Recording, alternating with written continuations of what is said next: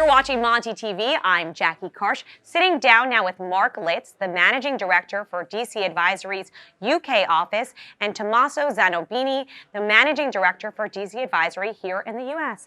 Thank you so much for sitting down with me. Thank you. Thank you. What big trends are affecting the future of financial technology worldwide? On the macro level, interest rates and the way that changes the growth patterns versus profitability debate. And then also, I think there's a point of verticalization and the use of software services to address that in a better way. How does that relate to Europe? There's been a radical change or shift in the way that the company has been able to expand over the last couple of years. Valuation had come down, and access to capital because of interest rate is becoming much more difficult to get. And so if a company now has a good balance sheet, good access to capital, it gets much easier to expand.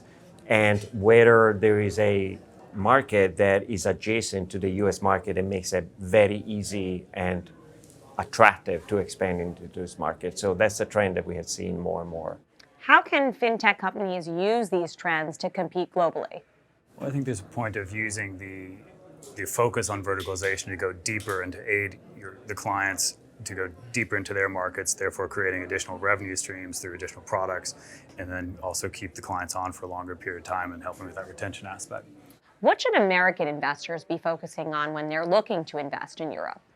I think that there's a interesting dynamic going on right now where the key factors that investors are looking are have changed from being just growth at all costs to being profitable and being able to really show that profitability in the long term. So what they're looking for investments are growth rate, but at a point of time where the company is already profitable or has line of sight of being profitable.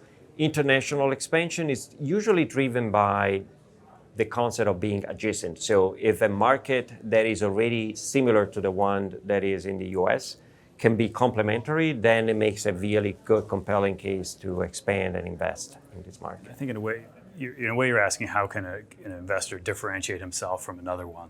And it's not just the use of capital itself, which is of course useful, but also the network that investor has, how to help professionalize the go-to-market aspects or other parts of the business, but then also perhaps entering new markets themselves.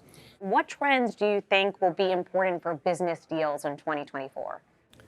I have a couple of thoughts. I think the rate at which interest rate will come down is going to really be the driving force. So the faster we go back to pre-2022, the faster the capital will get deployed.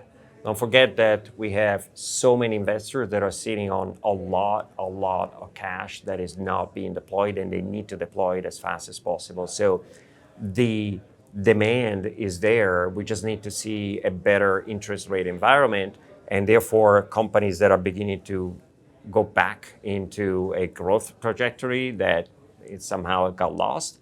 I think that those are going to be the real factors that are going to drive the deployment of capital and therefore the business activity. I think from the company perspective, there's also the opportunity cost of not taking the capital on is hopefully outweighed by the cost of the capital itself. So the strategic goals that they're trying to achieve by taking that capital on should trump it.